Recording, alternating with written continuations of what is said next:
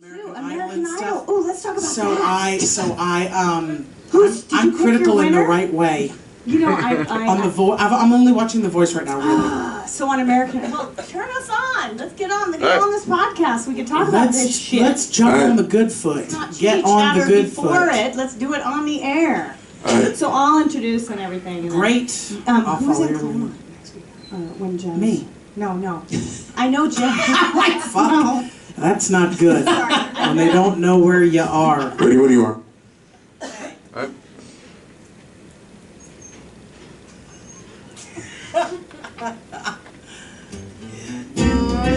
Ladies and gentlemen, welcome to another exciting episode of the FlappCast, Behind the Funny, where we find out what goes on behind the scenes at a comedy club.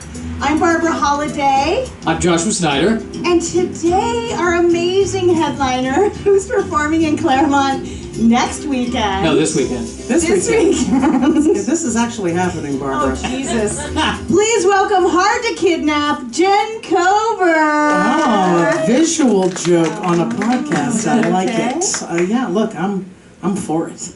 Are your pearls broke? What happened? They are. I'm so God. Now we have to talk about my fake pearls, and they're actually. You've been wearing fake pearls. Yes, it's really shitty when your $1.99 pearls break. I mean, $1.99. You were robbed, bitch. You were robbed.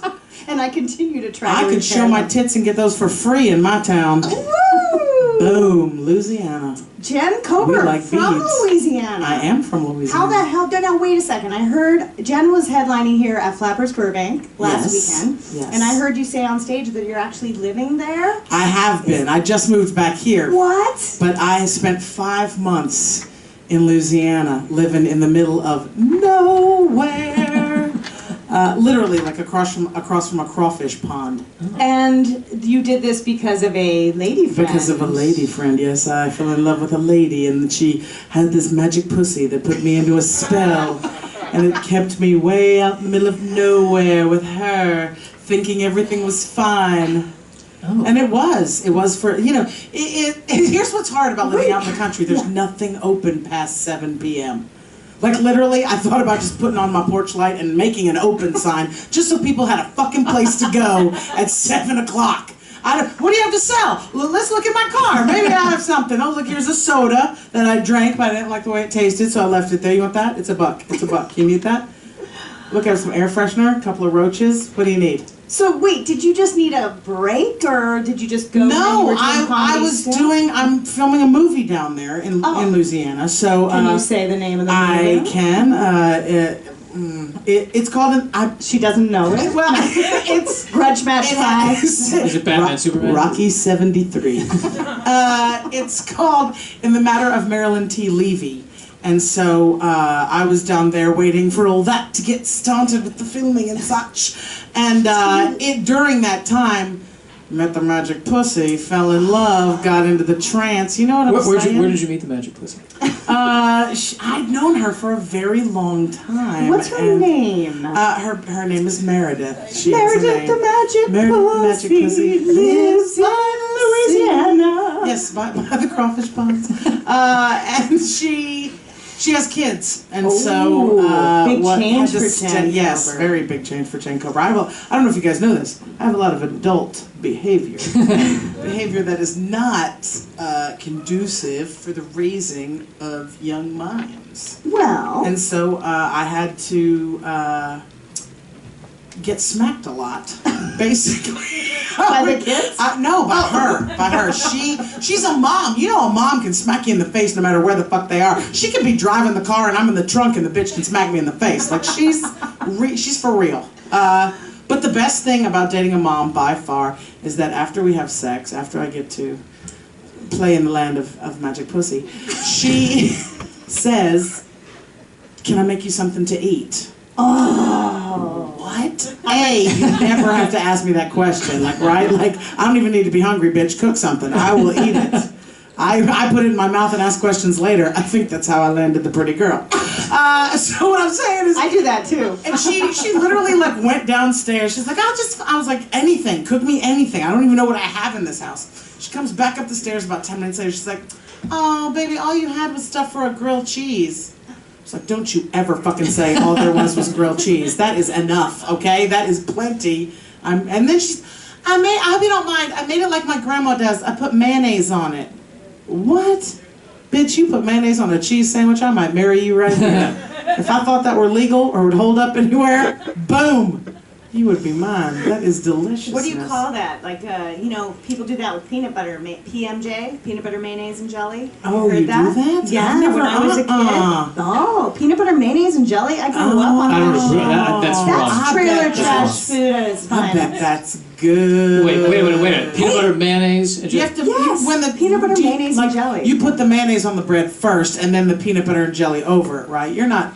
Well, mayonnaise has to soak into the bread. Is my point. It's like butter. You can't put the mayonnaise and the jelly together. That's a violation of something. I think it is. Yeah, I don't remember. That's in the Bible. I think that's in the Book of Elastics. Look it up. It's in there. We should have a fast food restaurant where you just put mayonnaise on everything. Like mayonnaise is it's mayonnaise and cheese. Mayonnaise and I actually use that as motivation for a character. I just played a judge on Franklin and Bash, right? And literally, this courtroom scene, conceivably, has lasted a long, long time.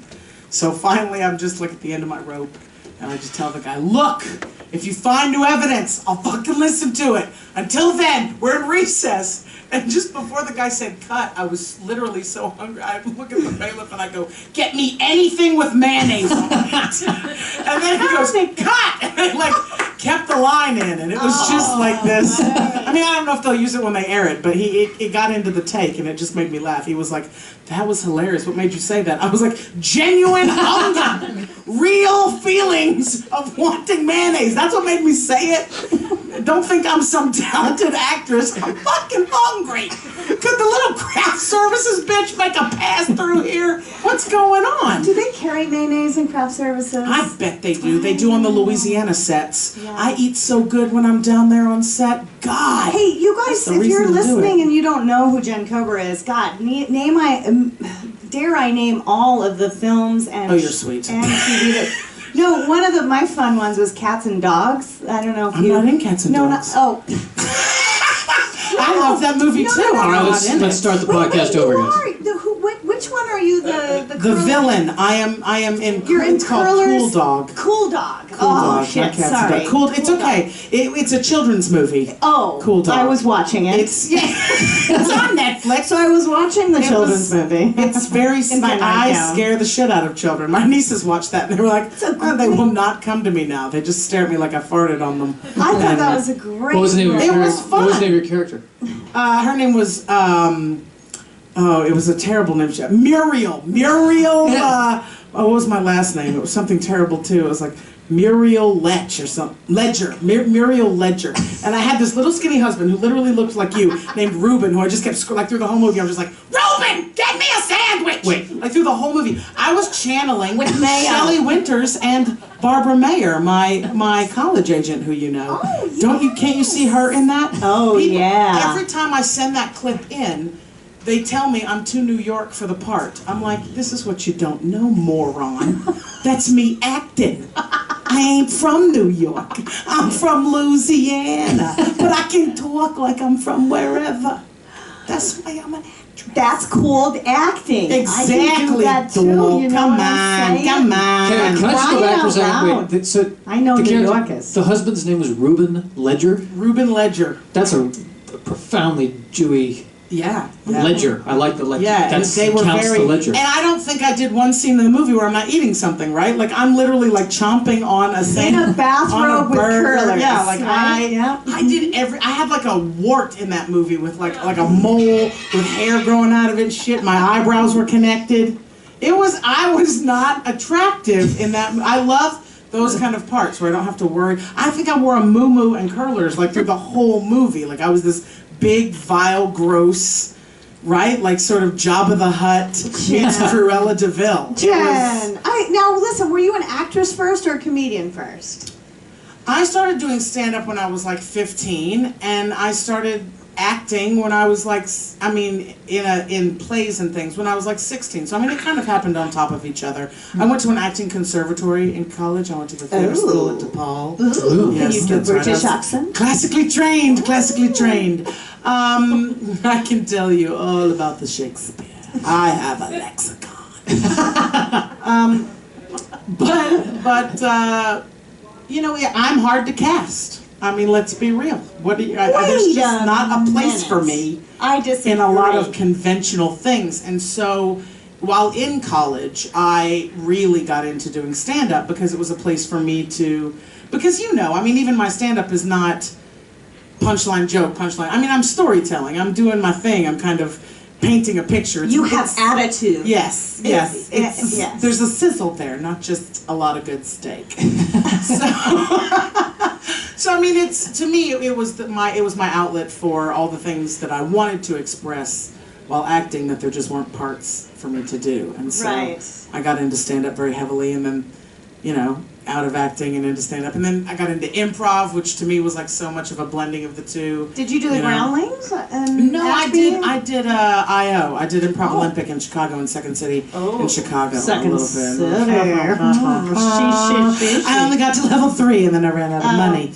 But I think I was level 5 funny, but I just didn't have level 5 money. Right. So I topped out at level 3, and I'm okay with that. You know, a lot of people. Robin Williams didn't graduate. I'm just saying.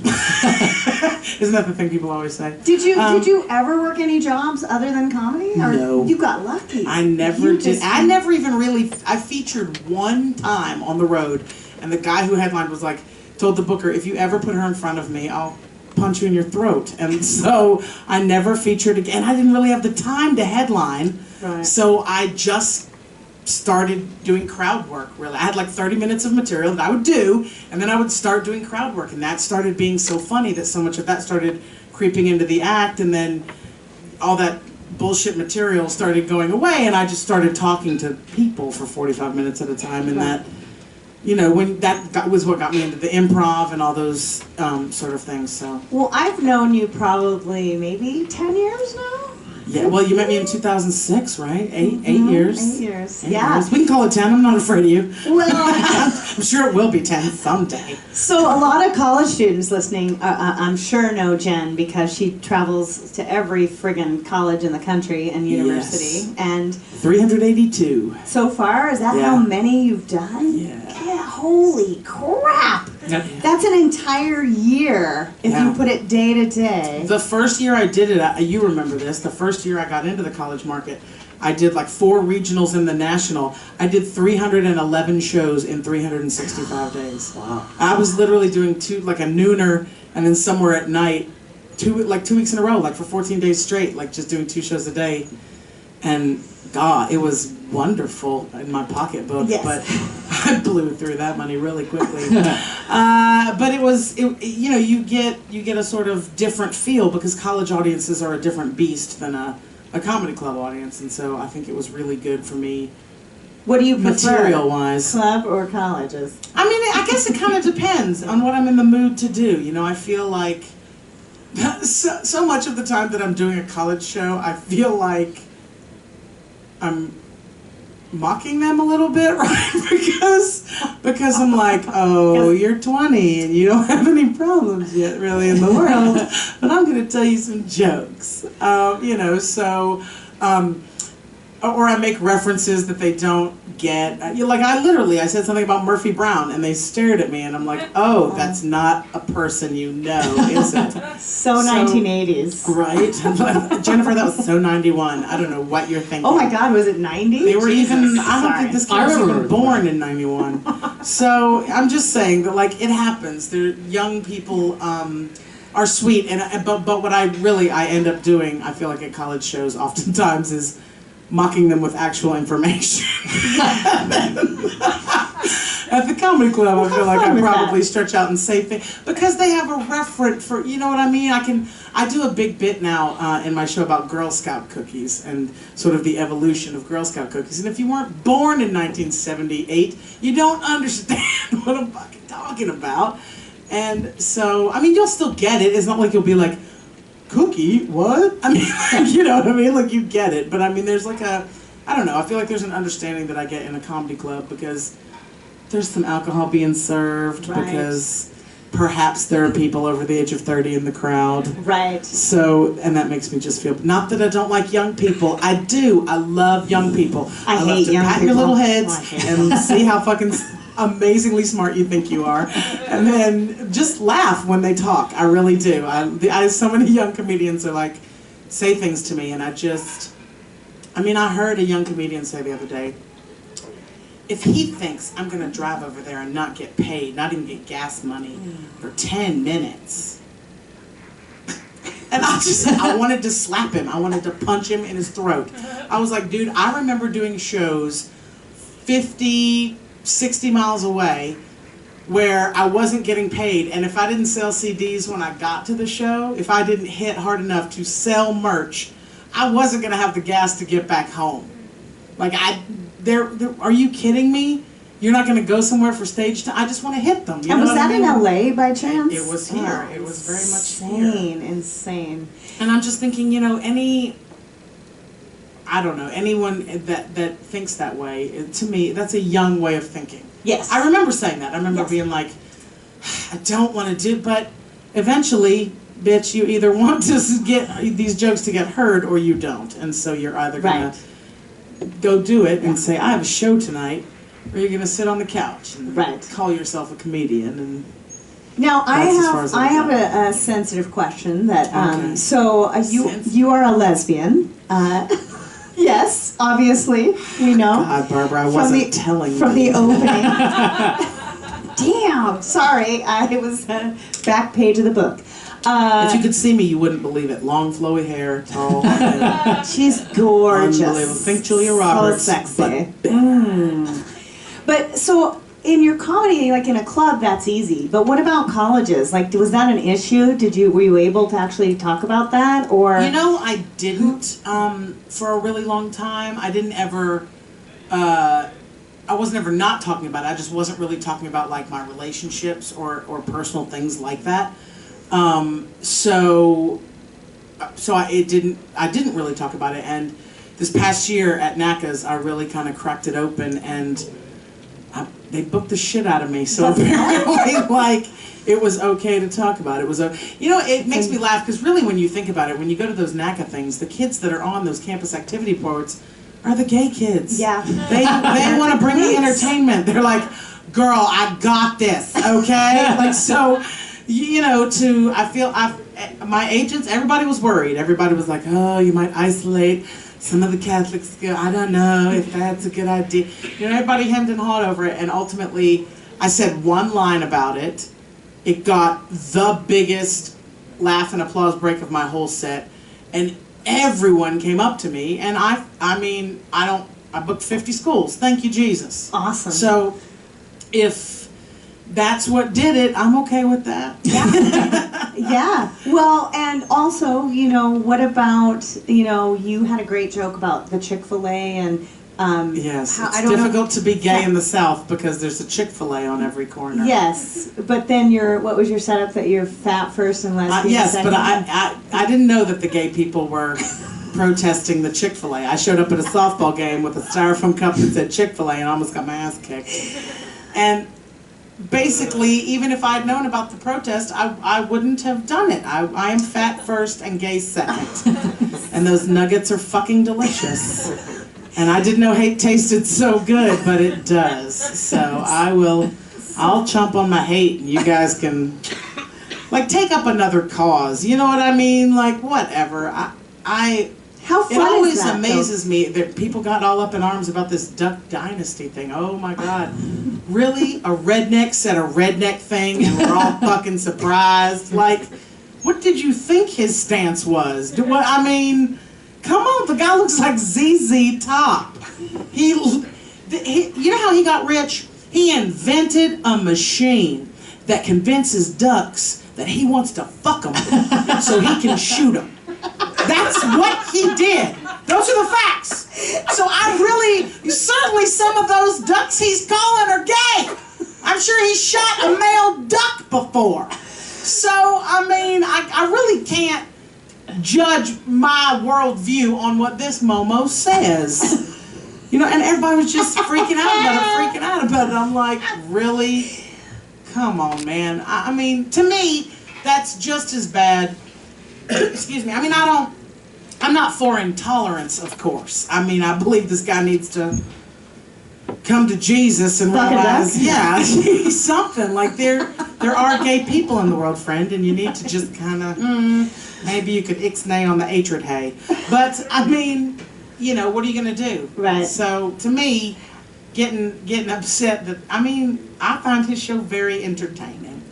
Yeah. So, I mean, I watched Mel Gibson after he said the weird comments about Jewish people, and I'm a Jewish person. I watched, you know, Jerry Lewis after he said women weren't funny. I mean, whatever. People are going to spout off about what they spout off about. If I give their opinion weight, then I'm the fucking idiot, because they're not really worth it. I mean, that's just... Yeah. How did you get so out? I mean, what I love about you, Jen, and I know everyone sees this and loves it, at least, you're so fucking likable. Like, I just want to just squeeze you up and take you home, you know, and how did you get... It's the cheeks. Yeah. It's the cheeks. I have little rosy cheeks, and I have a lot of sugar. How did you, I mean, were your parents supportive of you being outspoken, or were you like a jerky kid, listen, or what? How did you... my parents spent my whole childhood telling me I was the prettiest, smartest kid they'd ever had. Oh. And then when I had siblings, I was like, you guys are lucky, okay? You have been set up. I am the smartest, prettiest, most likable person ever made. They've told me this for a long time before you guys even got here. And I'm going to be leading the way for you. So you're very lucky children. And they live by that to this day. I think that yeah, my parents were very supportive, and everybody was always, you know, and I'm just, and I don't say this, I love my mother. Let me say that before I say this. But I have a mother who is the kind of person that would literally snipe your head off with her teeth if you said anything derogatory about me or any of my siblings, or about her, or just anything she didn't like. Like, my mother was a viper, lion, tiger, dragon killer. Okay? So, I never had to be that way. I never had to get mean like that, because my mother would. I could just be nice about it and be like, oh, I'm just gonna tell my mom. It's fine. You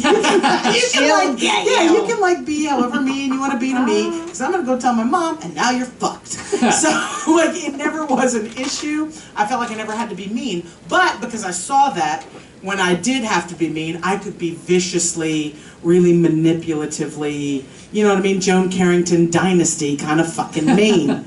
I'll fire you all. You know what I mean? So I think that I had a nice combination of firmness, you know what I mean? The shit I'm not going to stand for, but I'm pretty easygoing, and you know, not too much pushes me to that point. It takes a lot to make me be mean, but I wouldn't want to piss you off, yeah, though. it really doesn't. It doesn't happen. I don't let too many people piss me off. The kind of things that end up pissing me off are when I feel disrespected, when I feel like somebody is treating me like I'm some kind of punk asshole who doesn't know what they're doing, instead of somebody's been doing this for 20 fucking years, you know what I mean? So God, it's been a long time. Yeah, so I noticed a big change in your comedy this weekend too. I was telling Dave that it was interesting to see how far you've come. I mean, you used to do, you know, I mean, it's typical, just sort of, you know, fat jokes and you know, that kind of stuff. And then now you're talking about relationship and family and kids, and it was really interesting to see that change. Yeah. And you still look very, very young, though. You do have a very youthful. Fat is nature's Botox. Oh. I will not age. I had a callback for Glee last season. I'm just saying. Those are high school children.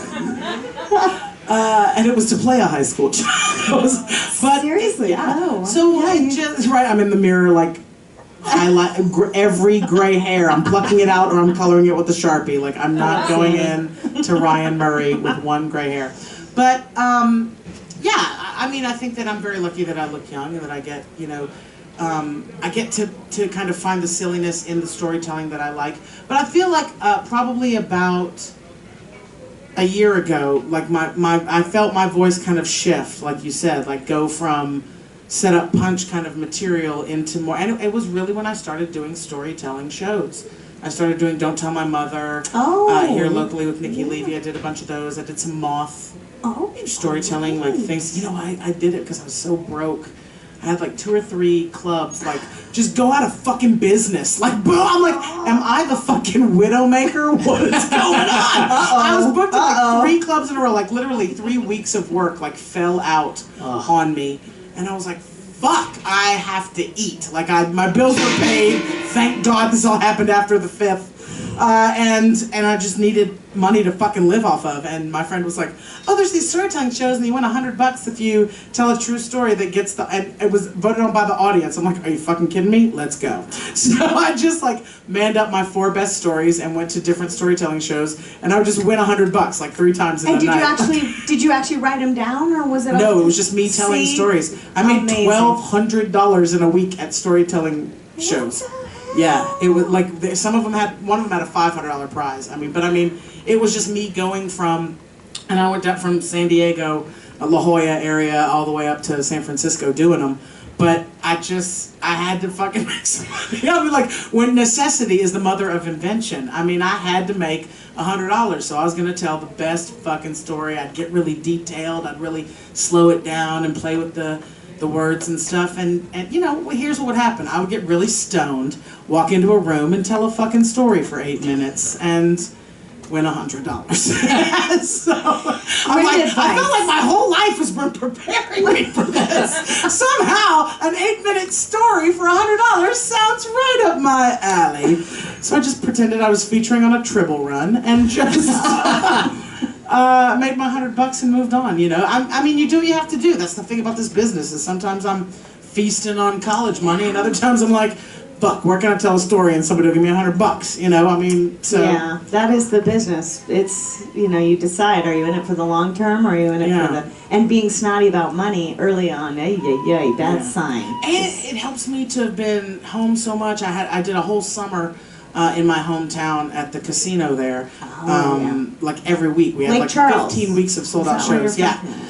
So I got to work on a ton of new material and storytelling stuff there. And you know, those people down there just let me, they all know me. They come to the show it's literally the same 400 people every week at the show. That's all they do? They just there's nothing else in this town to do. I'm on every billboard in town. There's nothing else to do, so they come to the show.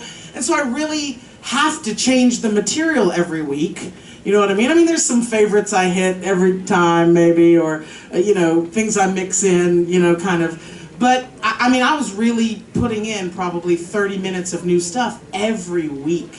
And so to have had the chance to do that, and in front of a sold-out crowd, you know what I mean? I mean, what better place to work out new stuff than in front of a hot crowd in your hometown? That's seen you 20 times before. I mean, that's lovely. Yeah, so it was really, I'm so lucky to have that, to know that if I need to work out 30, 45 minutes of new stuff, I can just go home for 3 days and put up a show in front of 400 people that are going to come. And honey, they will tell me if it's not funny, too. Don't think that doesn't happen. Jan, that one needs work! Not ready yet, darling. We'll be back next week, see what you've come up with. I mean, they tell me that. I mean, it's that. It is people that literally I see in the Albertsons, and, you know, you're still doing that? We'll be there. And there they are. I mean, it's not, you know, like here when you see people and they tell you they're going to be there and you never see them again. Right. You text them the directions and they're like, act like they don't know you. You know what I mean? Like it's genuine and it's real, and I'm very lucky to get to work so much new material out there, and so I think that's what contributed to the whole shift. So we're coming up to our segment we call Punch It Up, where we have some comics come up and do some time. And before we do that, I'm curious, who helped you along the way? Was there a comedian or a headliner that really? I got a lot of help from Sinbad, actually. Oddly enough, an odd name, and. Because he took me out with him very early in my career, and he does not do the same show twice. And so I really got to see somebody off the cuff. He didn't write anything down. He wasn't looking at a notebook ever. He just talked for an hour, different every night. And it just whatever, like he'd be talking to me about the movie Hustle and Flow, right? And then we went and saw it together. We went and saw Hustle and Flow one night. We were alone. The whole theater, they bring the candy into Sinbad, right? I'm like, oh my God. He doesn't cuss on stage, and we're watching the movie, and he's like, oh shit! Oh shit! I'm like, Sinbad, don't say that. Like, you don't want him to say bad words, because you haven't heard him come out of his mouth before. But he really took me under his wing, and I did a bunch of shows with him, and to see him get to do that differently. I mean, if we saw a movie that day, he'd go start talking about movies that night, and not even anything we saw in a movie. Some shit he saw in a movie in like 1982, one time with his grandpa, and he'll start talking about Junior Mints and the fucking seeds, and you're like, what the hell? This guy has a 30-minute bit that started with him saying we went to the movies, you know?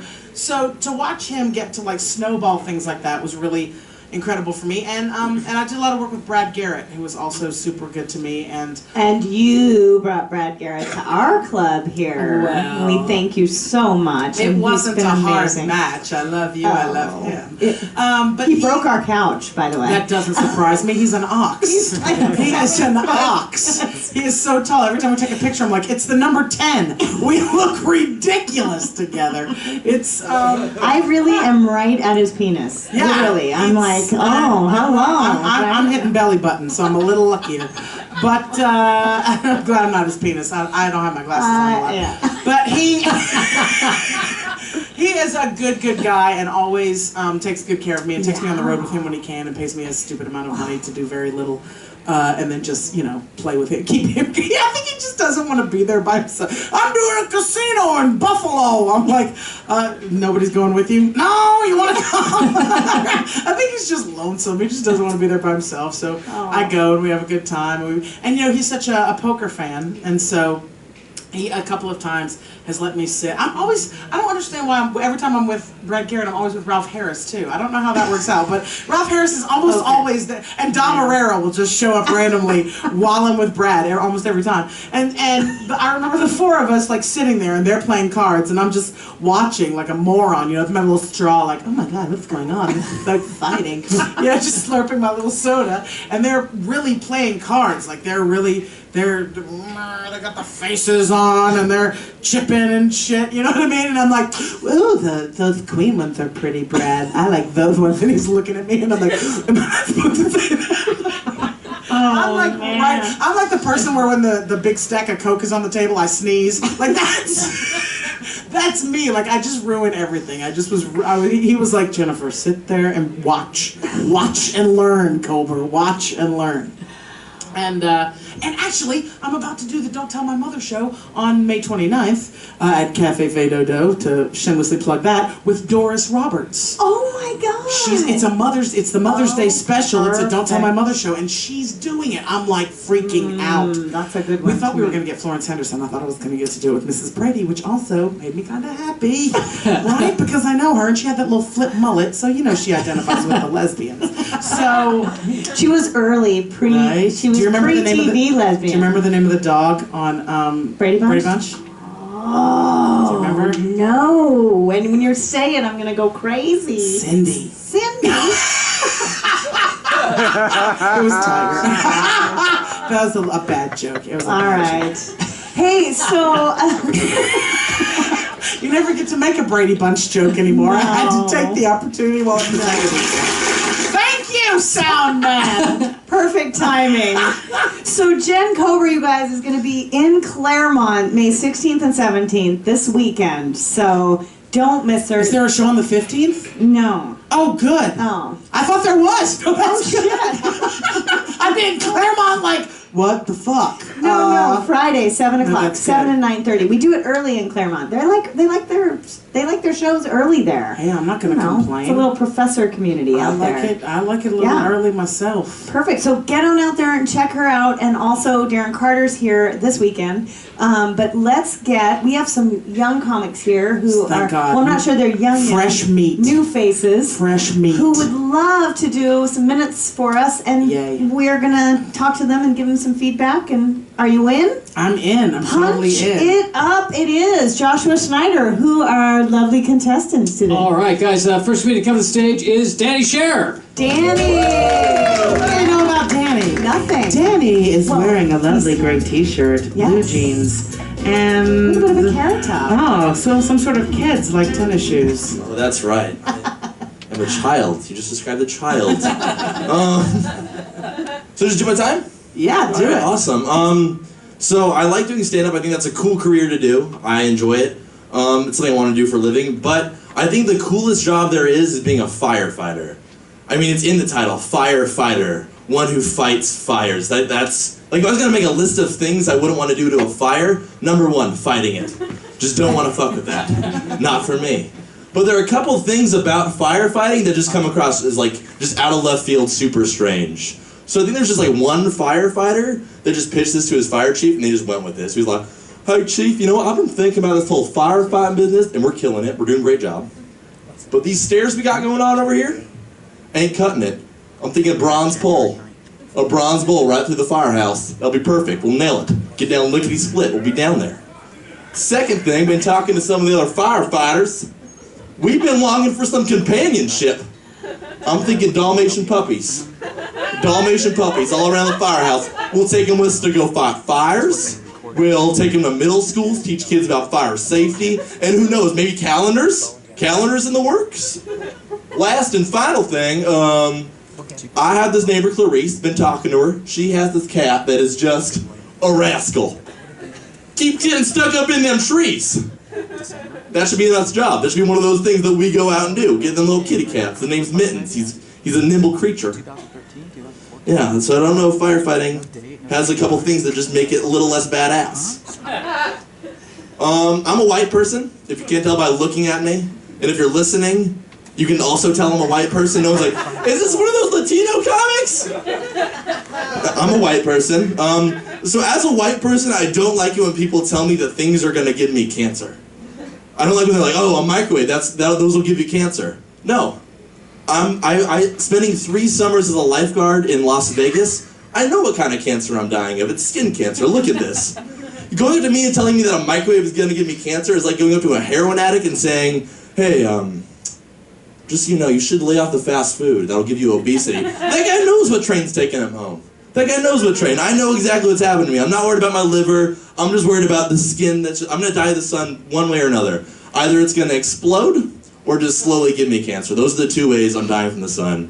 Thank you. My name's Danny Scharar. All right, Danny, come on over to us. Welcome. Thank you. How long you been doing comedy? Well, I'm from Las Vegas, and Oh, cool. I started doing improv about 15 on the Strip. Me and my friends got into it, and then when I came Like literally on the strip? Improv just in on the on the Strip. Strip, yeah. Yeah. Oh, wow. We started like in a high school league, and we moved up to the main stage cast, and that's like how I started. And then when I came out here, I'm a freshman in college. When I came out here, I started doing it like a couple Where do you times a go month. to college? Occidental, up in Eagle Rock. Right. Yeah. Not It's a a good real place. college. The science school, no? The OC? No? That OC? It's like a liberal arts college. Obama went there. Oh! So name dropping. You should have said that It's first. happening. I went to Obama college. So, Yeah, perfect. that's why he's so white. Yes. Do you want to start, Jen, or do you have any thoughts? I do. Okay, so in the beginning when you said, I think comedian's a cool job, whatever, but a cooler job.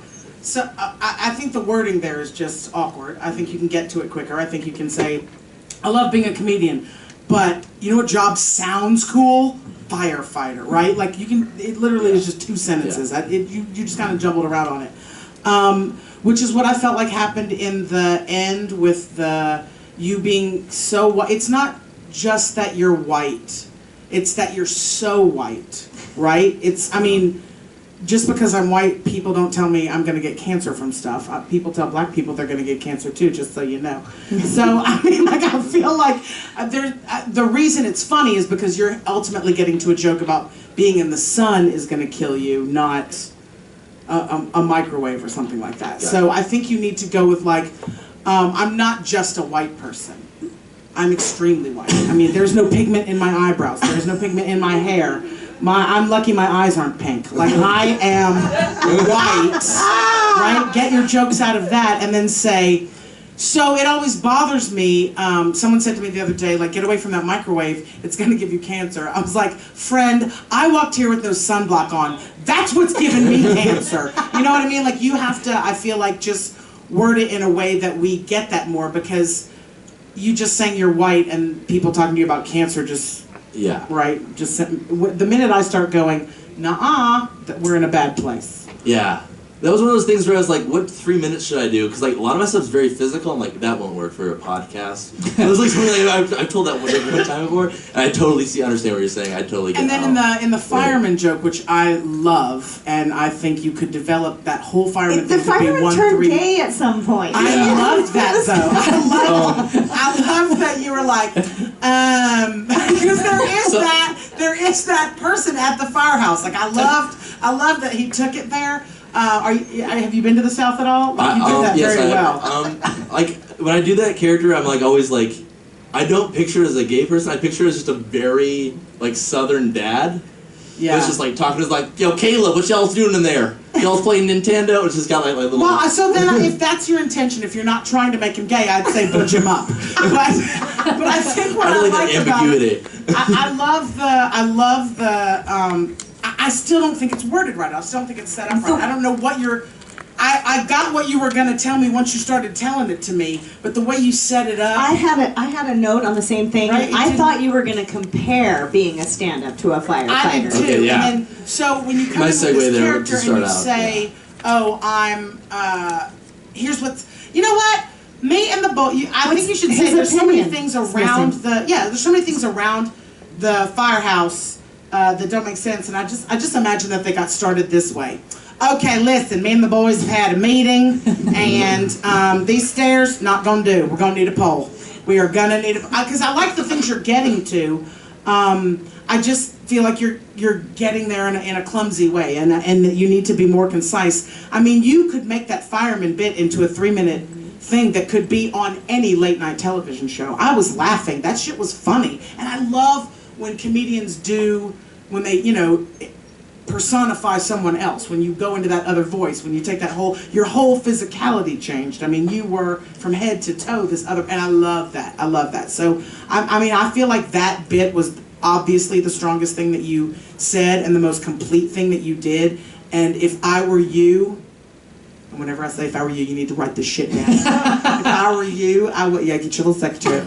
Honestly, I would work on making that firefighter bit a 3-minute bit that is so strong and just kills so hard that you could go into any, because it's not dirty. There's nothing dirty about it. And it's super funny. And if you can have a bit that is 3 minutes strong, so complete, where we get to see you play, that's how you get cast on a sitcom, friend, is me watching your 3 minutes and going, oh, fuck, I see that. I see that whole story. I see you in a firehouse with other fucking fire guys around you. That's how shows happen. And that's what you're fucking here for. I mean, you're obviously not here to, tell jokes for 3 minutes at a time. I mean, you want a career, I'm sure. And so I feel like the kind of stand-up you're doing lends itself so much to that, and I feel like if you really develop that one bit and really hone it out and milk it for everything you can get out of it, and then find a way to end it super strong, you will not be touched. I mean, you will get swept up by Fallon, Conan. I mean, that kind of stuff will come to you very quickly, I think. Isn't she amazing? So sweet. My notes were literally like the same. She said everything. But I will give you just a little maybe help on how, because she makes it sound so easy, doesn't she? One thing to think about is, what's your opinion on the firefighters? Like, what's your perspective on it? And if you're going into the character that you're going to do, then what is that character's point of view about it? And just being really clear on that would help you. I think it would be funny if you went into it. I mean, this guy is obviously so effeminate. If you were like, can you imagine what he does at the fire? Oh, get the big house! Yeah! The big house! Not big enough. No, that one's not big enough. No. Didn't I tell you Nothing that like last week. this little puny thing is not going to fucking work? You know what? I'm a goddamn hose. I mean, whatever it is, like, you just keep going. Whenever you can get on stage, worse and worse. Yeah, more make with it. that. Yeah. Just keep following it wherever it will go. Josh, do you have any comments? No, I know, covered it. Jen was amazing. So Danny, good. was that helpful? That was very helpful. Thank you so much for Thank you so joining us today. Good time. Thank you. Thank you very much. We have another one. Yes, we do, guys. Comedian. More fresh meat. More fresh meat. Warm round of applause for Dr. Mike. Yeah, Dr. Mike. What's he a doctor of? Doctor of Love, right? Oh. No, it's great to be here. Great to be here. My name is Dr. Mike, and I'm actually a practicing physician here in Los Angeles. So if you guys can just stay in your seats, I'll be back with you in about 45 minutes. No, it's great to be here. I graduated medical school about 10 years ago. And at that time, oh man, I was so motivated, dedicated, anxious to cure. Last night I left work 45 minutes early to get to the strip joint on time. B.B. King said it, right? The thrill is gone. And when I was in there, right, checking out Bubbles doing her thing, all I was thinking about was like, man, how many more unnecessary MRIs am I going to do this week to pay off the Volvo? And get my buddies an hour in the VIP room. 3 answers, 3. 3 more. All right, so you get it. I don't love my job. I do my job. I like a lot of us here. I do my job. You know, no one told me 10 years ago just how needy, disgusting, and selfish sick people really are. I swear to God. You know, if I would have known, I would have been an undertaker. Sorry. Like, you know, I get it. You got 104 fever. You've been shitting gravy for 3 days.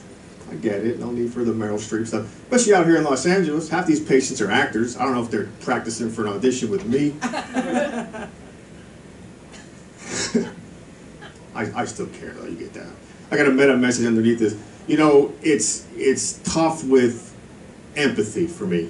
That's one of my difficulties. I struggle with empathy because, like I said, patients are so demanding. They expect me to have empathy 24/7. And don't get me wrong, you may hear it, a touch of empathy in my voice. I do have empathy. It just depends on the day and the time.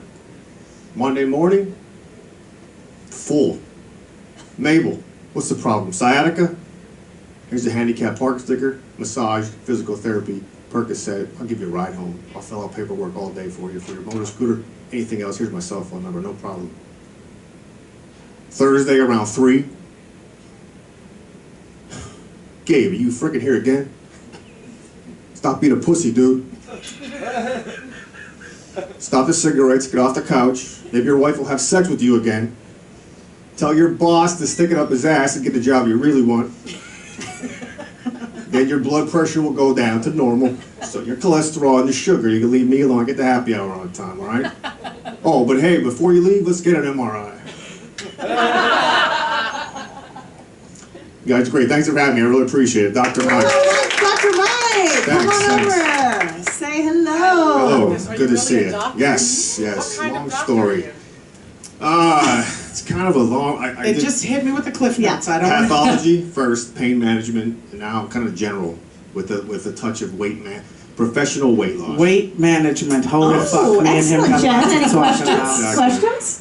Okay, so Exactly. here's the thing. Here's the thing. The line you said about, I had no idea there were going to be all these sick, disgusting, whatever. Yeah. That's the first fucking thing you need to say. I'm serious. Yeah. That was Yeah, just so come right funny, out. and it came late. Now, I know you got to Write get this in. down. I You got got it. to get in the MRI thing because I love the tag of the MRI thing.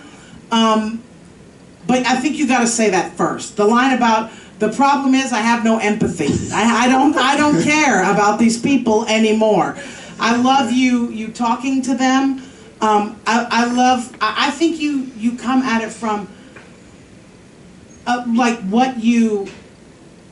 things that you always wanted to say to them, which is the stuff I'm of getting there, the there you're with a it, pussy, yeah. stop being a pussy, get off the couch, get your wife to fuck you, and then you won't need all these pain meds, Gabe. Like you have to. I never saw you get angry with them. I never saw you get any emotion into it, and I know that emotion is there. And what is funny about that emotion is if you realize you're a doctor and you have to keep it bottled down. So you're like, Gabe, stop being a pussy, Gabe. I don't want to have to write you any more prescriptions. This isn't the kind of doctor I am. I don't want to have to fucking hurt you, Gabe. Whatever it is, like that you are what the kind of medical advice you're giving them comes from a place of you snapping. You thought, and I love this idea that your life is not what you thought it was going to be. Absolutely. Everyone is going to fucking jump on board with that. Everybody gets that. 10 years ago, I thought it was going to be this, and it's really fucking this. And that is so funny, and I think you have to keep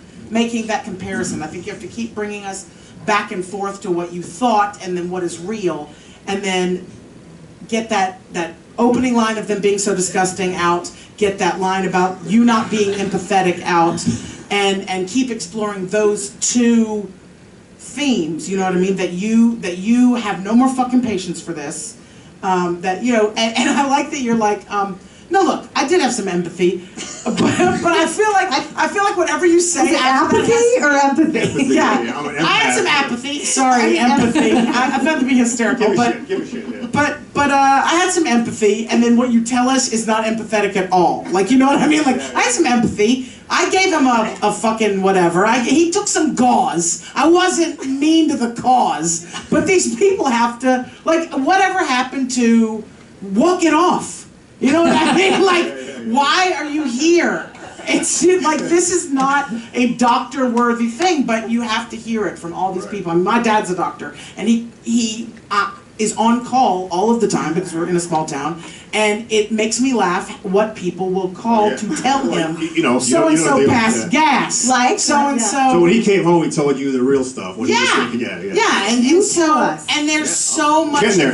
there's so much comedy in that. There is so much comedy in that. And I think for a 3-minute set, just to kind of guide you structurally, what I would like to see is if you tell us those things, like, I had no idea these people were going to be so gross and disgusting, and I have no empathy, and then take us through your day.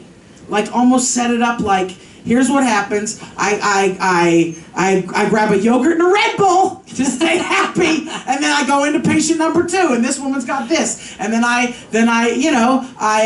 call my sponsor, and I talk myself off the wall, and then we go do this, and what, you know, so, I mean, I feel like you can just structurally kind of take us through those patients like you did, but just in a way that more, you know, because a 3-minute thing has got to be, I mean, you having a tag for it is so fucking great. That MRI thing, I think, just seals it so nicely, and I think you should end with that. So, I hope that helped. Jen's Thank you, fucking thank you. amazing. Do you ever teach class? I have. Oh man, I mean, She just did. it's great. I mean, all along the same line, what I was feeling was, or what I thought was missing, joke structure and all that is there. It's just the emotional connection to what no, you're you know saying. what's funny? I always have this problem is I'm pissed off at work. It's like I wish I could have a crowd in front of me right now because I'm living it.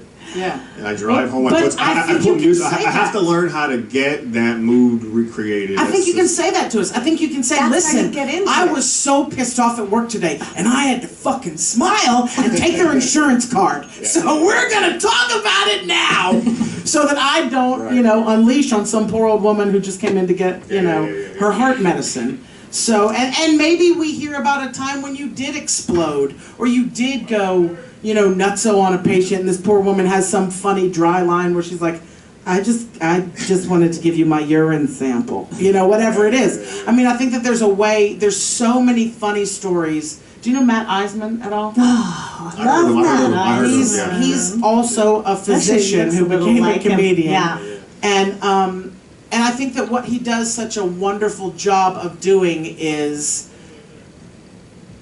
he has a whole bit where Letting he us says into the how world. much it is like being a stand-up comedian, Yeah. being a doctor.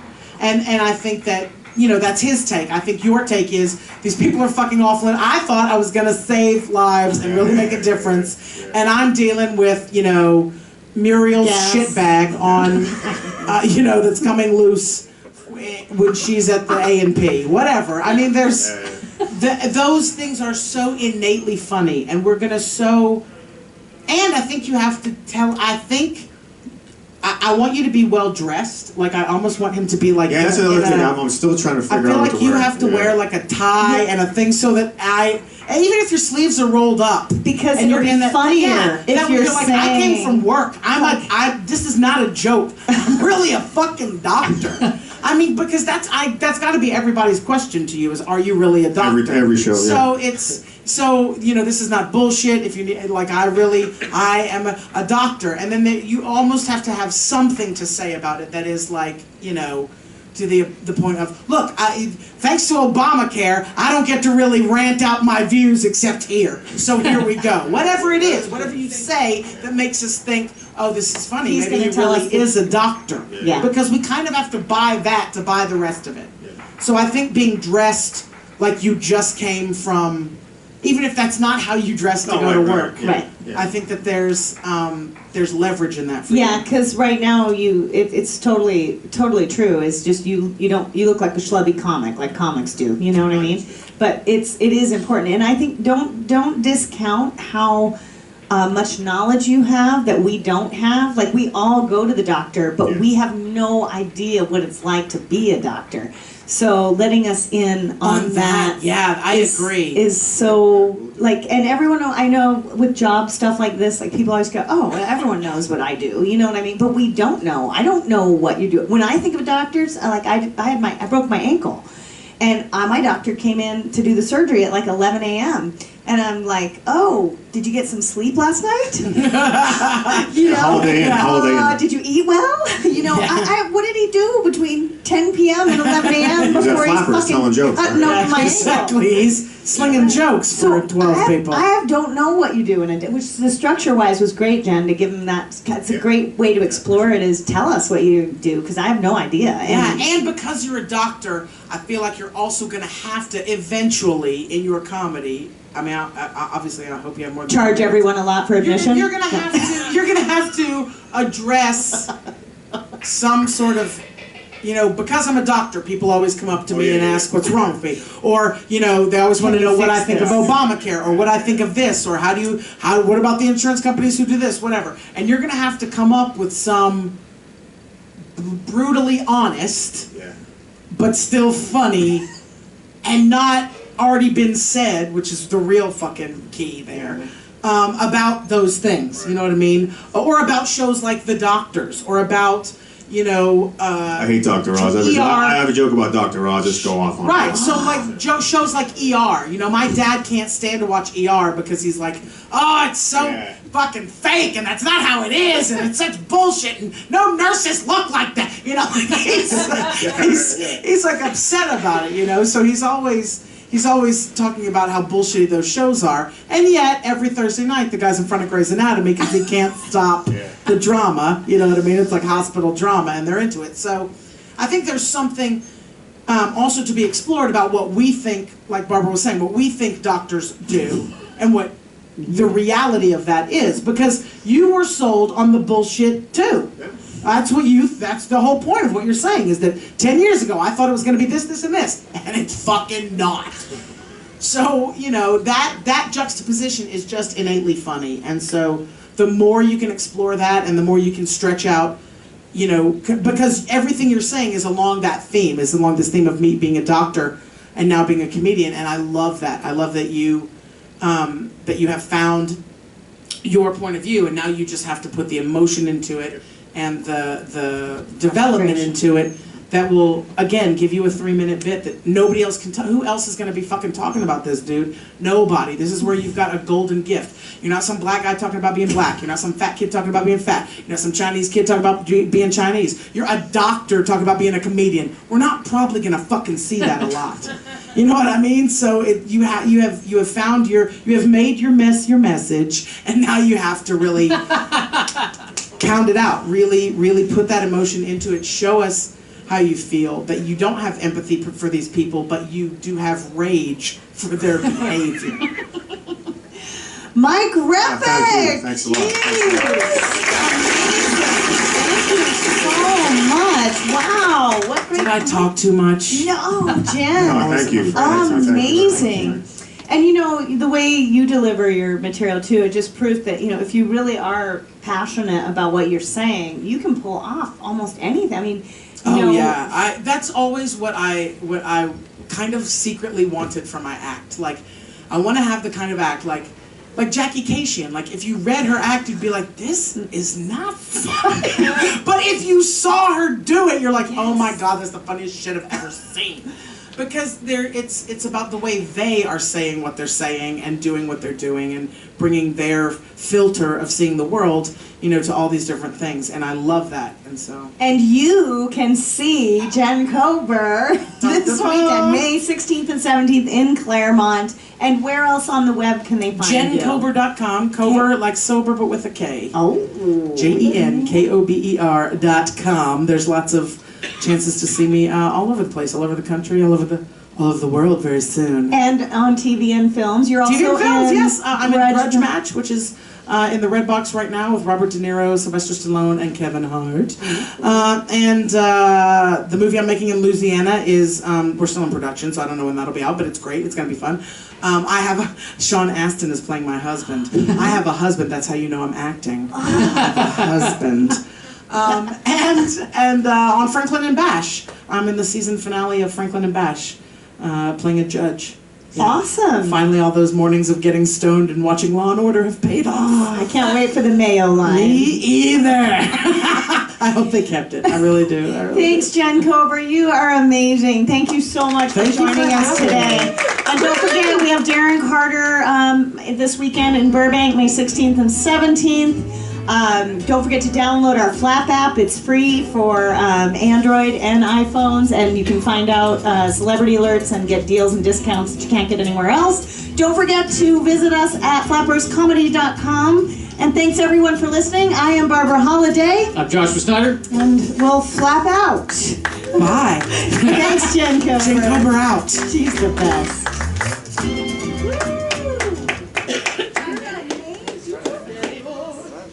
Holy shitbags, you guys. Wasn't that amazing? Jen, unbelievably by far the best. So encouraging and positive and helpful and fun and hilarious. Thank you. Jesus. Good luck in school. Oh, thanks.